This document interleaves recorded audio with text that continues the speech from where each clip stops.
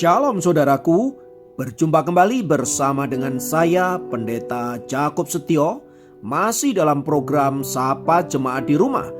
Kali ini kita akan bersatu bersama-sama, mari kita berdoa. Bapa, kami rindu firman-Mu sungguh memberkati kami, dan biarlah melalui renungan firman itu kami semakin dikuatkan, diteguhkan di dalam pengiringan kami akan Engkau. Kami siap diberkati, terpujilah nama-Mu kekal selama-lamanya. Dalam nama Yesus kami berdoa, haleluya, amin. Firman Tuhan, kali ini saya ambil dari 1 Korintus 14 ayat 40. Saya ulangi, 1 Korintus 14 ayat 40 berkata, tetapi segala sesuatu harus berlangsung dengan sopan dan teratur. Saudara yang dikasihi Kristus, di dunia ini ada dua orang yang begitu berpengaruh dalam dunia musik klasik. Yang satu bernama Beethoven dan yang kedua bernama Mozart. Kedua orang ini sama-sama dikenal sebagai ikon musik dunia yang karya-karyanya menjadi legenda. Namun ada satu hal yang membuat keduanya menjadi sangat kontras, yakni gaya hidup keduanya. Beethoven dikenal sebagai pribadi yang teratur dan disiplin tinggi. Setelah bangun pagi, ia akan duduk di depan meja tulisnya sampai waktu makan siang sekitar pukul 2 atau 3 sore. Selama itu ia bekerja tanpa henti kecuali untuk berjalan-jalan mencari udara segar. Itu pun ia masih membawa buku catatan untuk menulis inspirasi yang mungkin ia dapat. Sedangkan Mozart, seperti ditulis dalam sebuah buku tentangnya, ia dikenal sebagai pribadi yang tidak teratur. Meskipun ia dianugerahi Tuhan dengan kecerdasan musikal yang sangat luar biasa, namun karena hidupnya yang suka berfoya-foya, penuh ketergesa-gesaan, dan dalam banyak hal dia adalah orang yang punya masalah. Akibatnya apa? Dia meninggal dalam usia yang relatif sangat muda, yaitu 35 tahun.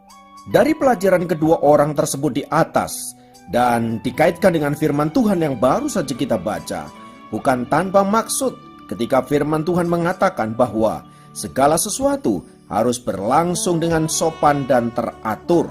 Saudaraku yang dikasihi Tuhan, seringkali ketika kita berbicara keteraturan, kita berbicara kesopanan, dianggap sebagai sesuatu yang kuno dan lain sebagainya. Padahal itu dapat membentuk kita untuk menjadi pribadi yang luar biasa, pribadi yang siap pakai, pribadi yang tangguh di dalam menghadapi berbagai tantangan dan godaan-godaan yang ada di tengah-tengah dunia ini. Mengapa Tuhan menekankan kesopanan dan keteraturan? Saudara-saudara, karena ia tidak hanya ingin melihat hasil dari anak-anaknya, tetapi juga proses yang dijalaninya. Ingat, tidak semua orang memiliki anugerah seperti Mozart, yang meskipun hidupnya tidak teratur, tidak disiplin, namun tetap bisa menghasilkan karya yang luar biasa. Satu berbanding jutaan orang di dunia ini. Sebab umum yang terjadi adalah proseslah yang seringkali menentukan hasil. Dengan kata lain, kalau prosesnya benar, prosesnya baik, maka hasilnya akan baik. Nah, saudara-saudara dikasihi Tuhan, inilah yang harus kita lakukan sebagai anak-anak Tuhan. Bagaimana kita menghargai setiap proses dalam hidup ini, ya, bukan soal bagaimana kita mencapai hasilnya. Karena saya percaya hasil itu adalah akibat dari proses yang sedang kita jalani. Sayangnya ada banyak anak-anak Tuhan yang ingin hasil tanpa mau proses.